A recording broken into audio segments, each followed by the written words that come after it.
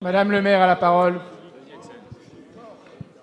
J'essaierai de ne pas être trop funeste pour reposer les esprits, peut-être pour les faire s'échapper.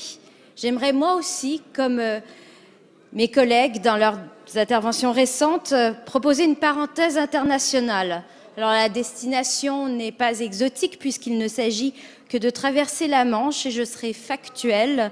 Ne vous inquiétez pas, nulle raison d'invectiver, je me contenterai de rendre compte et vous demanderai de ne pas juger.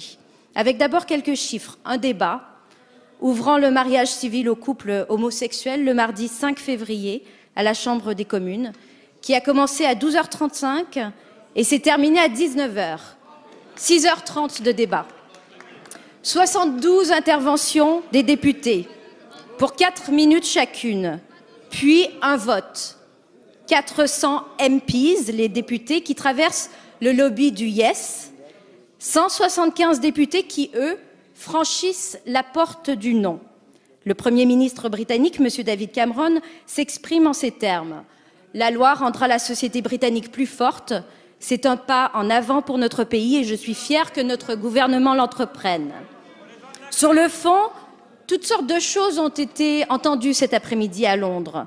Légères ou sérieuses, pas toujours agréables, mais toujours très civiques. Je retiens un discours, celui de la députée Yvette Cooper. Elle a fait le récit de cette femme, mariée depuis très longtemps, depuis toujours aux yeux des autres, qui lutte pour se souvenir du monde qui l'entoure, du mari avec lequel elle a passé sa vie, devenu un étranger et qui pourtant la lave, et qui pourtant la lève, et qui pourtant la nourrit et la couche, pour le meilleur et pour le pire, pour le plus riche, pour le plus pauvre, dans la santé comme dans la maladie.